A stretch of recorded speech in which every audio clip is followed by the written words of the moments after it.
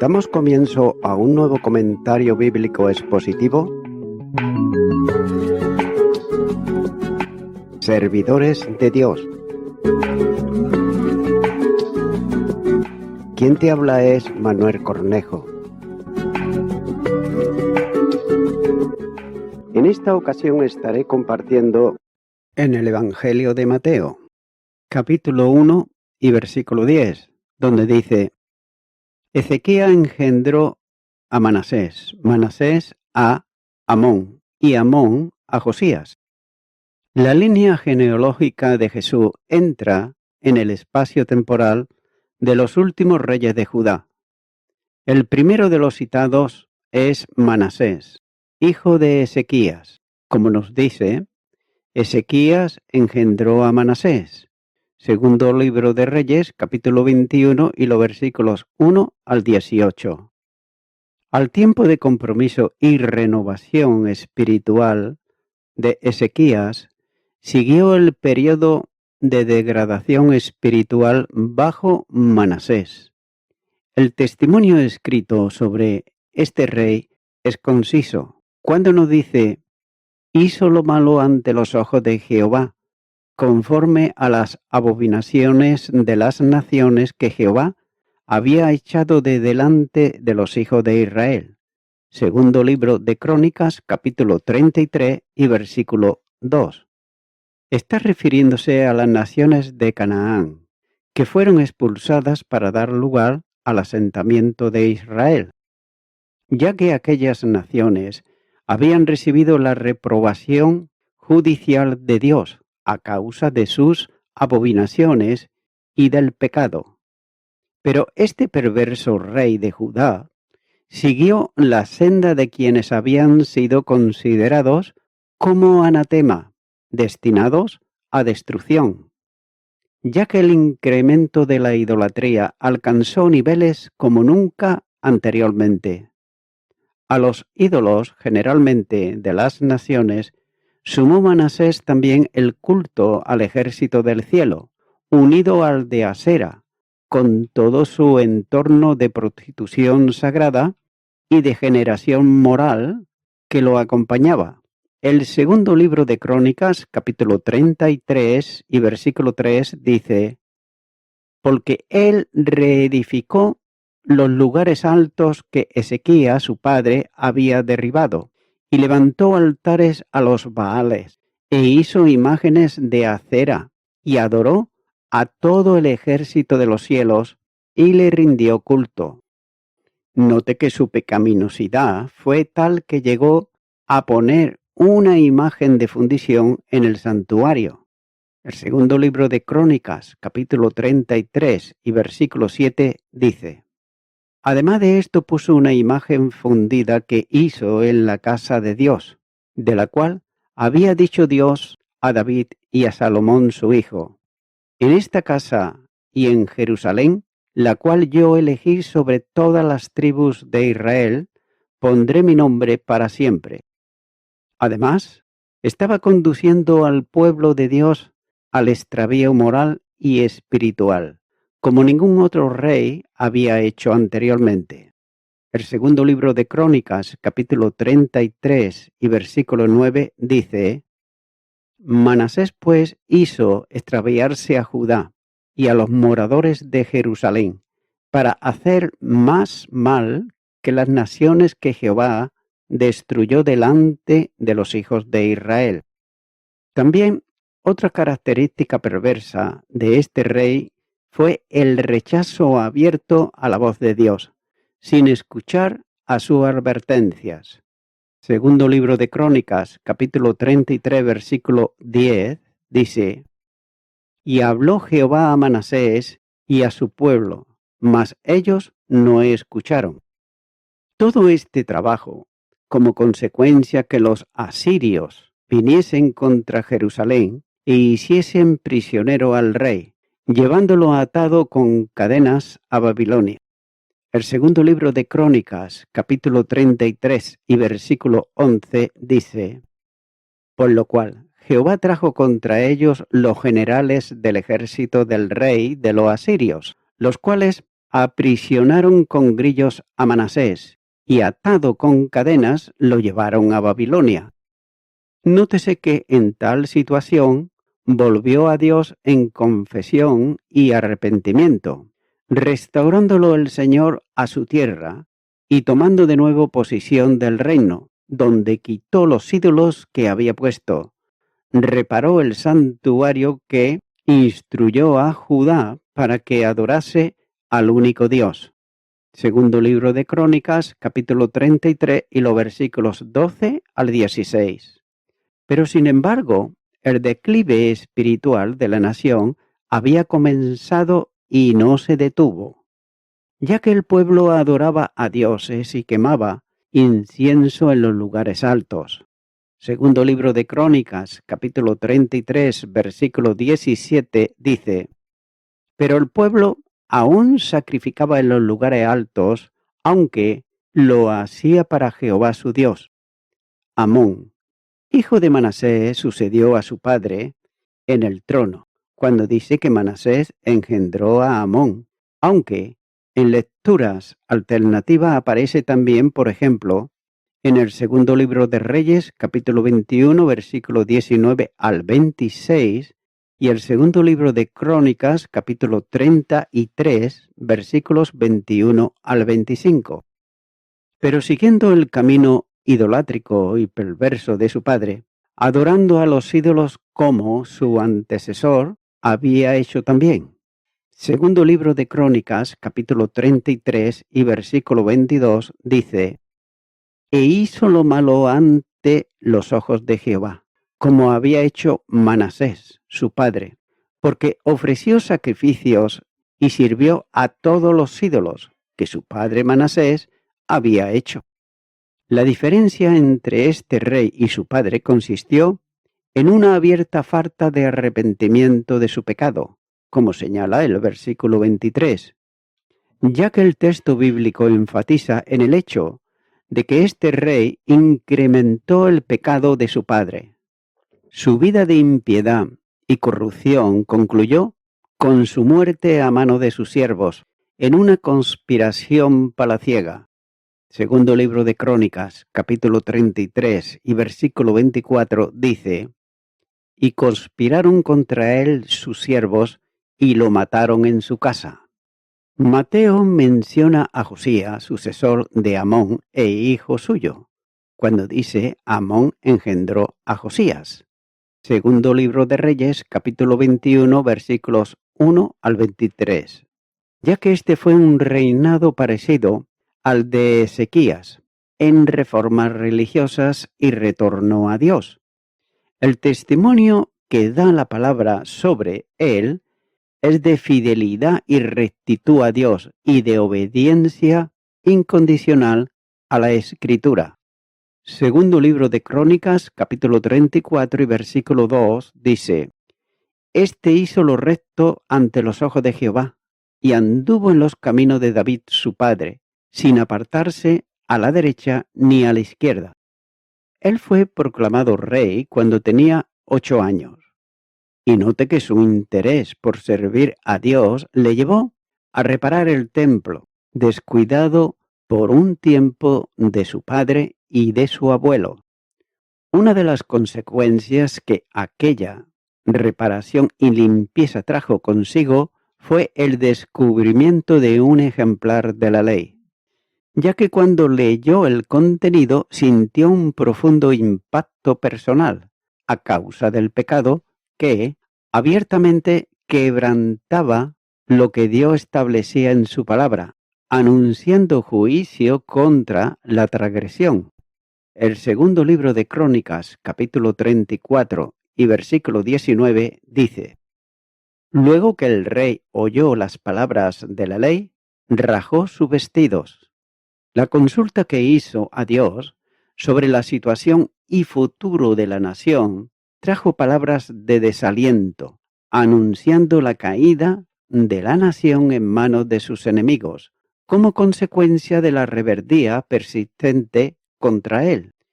Sin embargo, le anunció que no lo haría en sus días como respuesta a su vida de obediencia y compromiso. También un acto de importancia en el reinado de Josías fue la celebración de la Pascua, que se recordaría como la más destacable en toda la historia de la nación desde el tiempo de Samuel, esto es, antes de toda la historia de los reyes de Israel y Judá. El segundo libro de Crónicas, capítulo 35 y versículo 18, dice: Nunca fue celebrada una Pascua como esta en Israel, desde los días de Samuel el profeta, ni ningún rey de Israel celebró Pascua tal como la que celebró el rey Josías, con los sacerdotes y levitas, y todo Judá e Israel, los que se hallaron allí, juntamente con los moradores de Jerusalén. Note que en la constante en la historia de los reyes de Judá podría resumirse como pecado, arrepentimiento y restauración. Semejante al tiempo de los jueces, sin embargo, la decadencia espiritual era tan grande que el arrepentimiento de cada ocasión no impedía que el juicio que Dios estableció en su palabra como consecuencia del pecado de idolatría y rebelión llegase a su consumación. De otra manera, no había ya más esperanza para aquellos que ser entregados en mano de sus enemigos. Y la lesión es bien sencilla, pero concreta. El pecado voluntario trae como consecuencia la acción de Dios sobre el que lo comete. Hebreos, capítulo 10, versículo 26. Porque si pecáremos voluntariamente después de haber recibido el conocimiento de la verdad, ya no queda más sacrificio por los pecados. Alguien podrá pensar que si Dios es un Dios de gracia, bondad y misericordia, que perdona el pecado de los suyos, no debiera ocurrir nada al creyente arrepentido.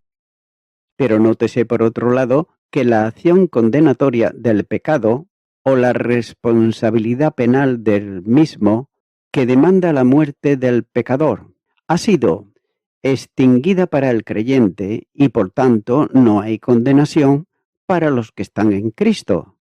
Romanos, capítulo 8 y versículo 1 dice: Ahora pues, ninguna condenación hay para los que están en Cristo Jesús, los que no andan conforme a la carne, sino conforme al Espíritu.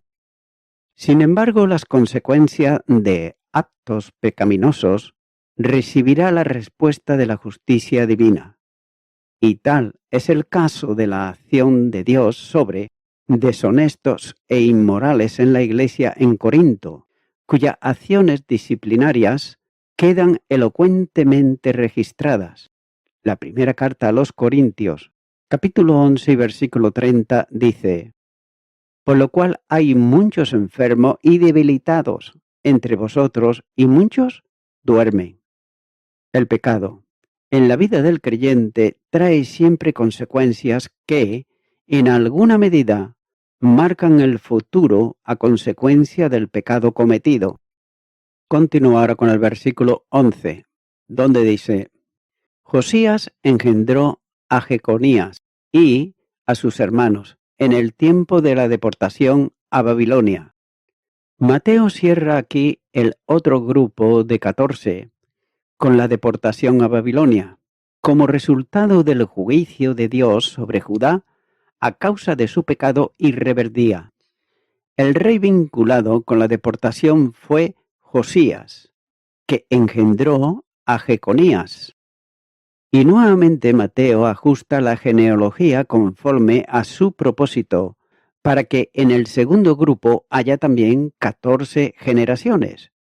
Por tanto, al afirmar que Jeconías fue engendrado por Josías, se está refiriendo a la procedencia más que a la descendencia directa, ya que Josías fue abuelo y no padre de Jeconías.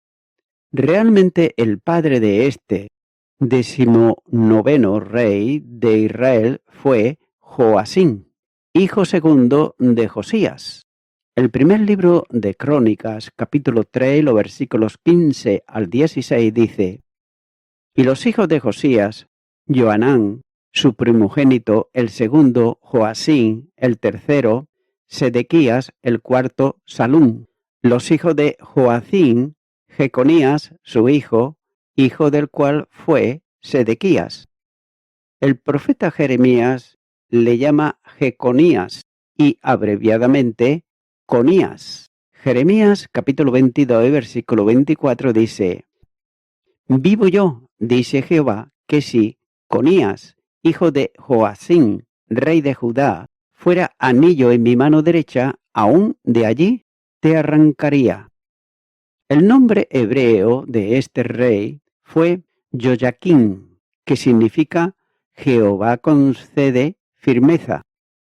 El traslado al griego se hizo por Loachín o Leochonías, ya que subió al trono a los 18 años y fue destituido por Nabucodonosor, después de 3 meses y medio de reinado, ya que Nabucodonosor conquistó Jerusalén y deportó al rey a Babilonia, con su madre, su esposa y muchos judíos nobles. El segundo libro de Crónicas, capítulo 36, versículo 10, dice: A la vuelta del año, el rey Nabucodonosor envió y lo hizo llevar a Babilonia, juntamente con los objetos preciosos de la casa de Jehová, y constituyó a Sedequías, su hermano, por rey sobre Judá y Jerusalén. La familia real, deportada a Babilonia, se aprecia en la referencia cuando dice a los hermanos de él en la deportación a Babilonia. El testimonio bíblico sobre este rey fue de maldad, como otros de sus antecesores. El segundo libro de Crónicas, capítulo 36, versículo 9, dice: De 8 años era Joaquín cuando comenzó a reinar y reinó 3 meses y 10 días en Jerusalén, e hizo lo malo ante los ojos de Jehová.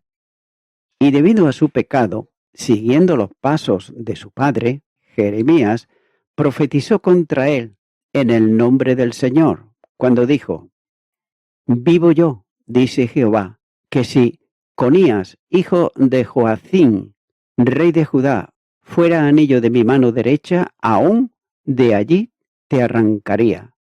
Jeremías capítulo 22, versículo 24. Prediciendo por otro lado el fin de este rey, que sería una vasija despreciada y quebrantada. Jeremías capítulo 22 y versículo 28.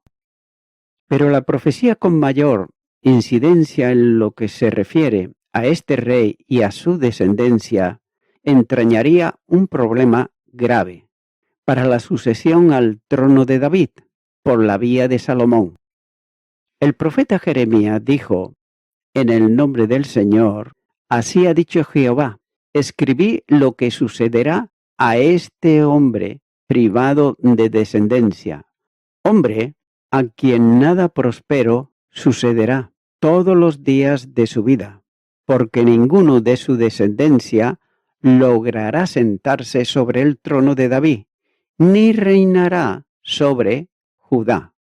Jeremías capítulo 22, versículo 30. Y note que ya en su tiempo histórico reinó en su lugar Sedequías, su hermano, a quien puso en el trono Nabucodonosor. Jeremías capítulo 37 y versículo 1 dice: En lugar de Conías, hijo de Joacín, reinó el rey Sedequías, hijo de Josías, el cual Nabucodonosor, rey de Babilonia, constituyó por rey en la tierra de Judá. Pero no obstante, la profecía tiene que ver con el futuro de la descendencia de Jeconías, ya que ninguno de ellos podría reinar en la sucesión prometida por Dios a David. Esto supone, desde el punto de vista, un serio problema en la relación con Jesús, si hubiese sido engendrado por María, por José. En este caso, le hubiera transmitido el impedimento establecido para la descendencia de Jeconías, cuestión que resuelve el Señor mediante la línea de María, desde David a Jesús por Natán, en lugar de Salomón, confirmándole los derechos dinásticos al trono mediante la adopción como hijo mayor. Ambas cosas se considerarán más adelante, pero baste aquí por ahora esta referencia.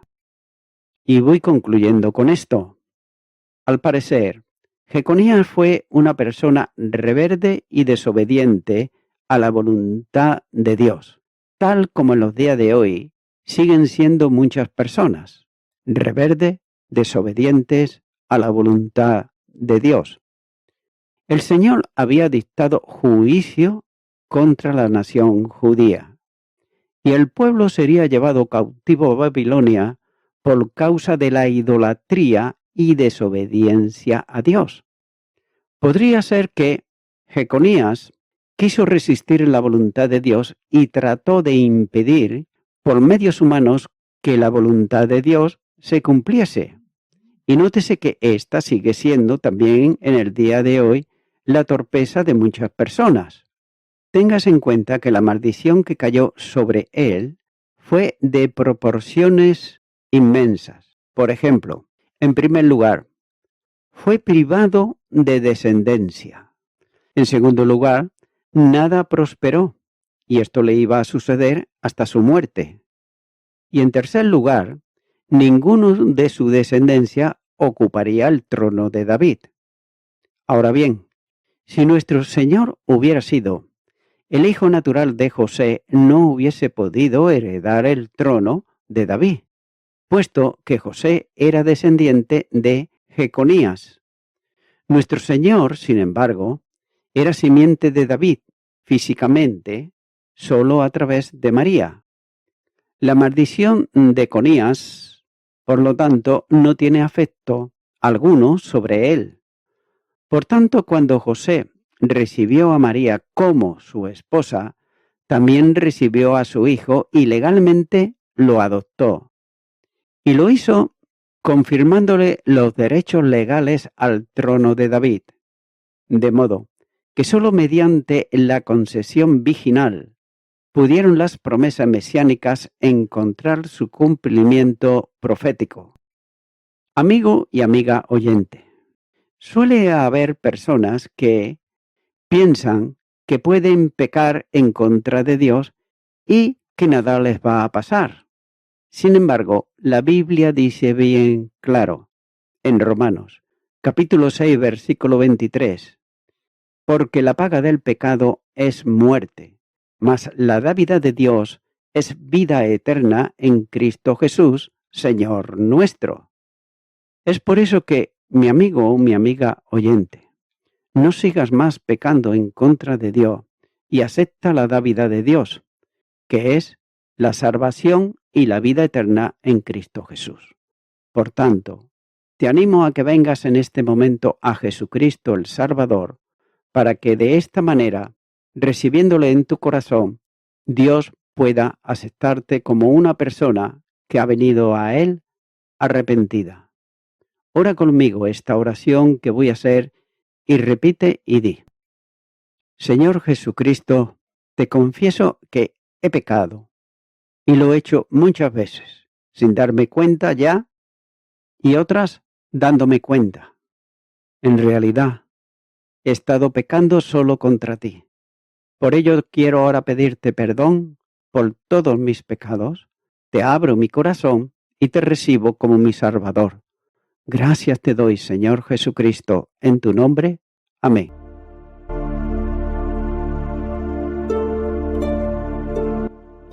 Amigo y amiga oyente, si tú has hecho esta oración de corazón, te recomiendo que comiences a orar a Dios, en primer lugar, en el nombre del Señor Jesucristo. Orar a Dios no es rezar, sino que es hablar con una persona. También te recomiendo que leas la palabra de Dios y lo hagas a diario. Comienza, por ejemplo, con el Nuevo Testamento. Y también, por último, te recomiendo que para que puedas crecer espiritualmente, te congregues en una iglesia cristiano-evangélica, donde se predique, se enseñe y se practique la sana doctrina y la palabra de Dios. Congrégate ahí y con el tiempo podrás crecer espiritualmente y también servir al Señor Jesucristo. Que Dios te bendiga. Y a toda la audiencia, nuevamente ya me estoy despidiendo de todos ustedes y será hasta el próximo programa. Que Dios os bendiga a todos.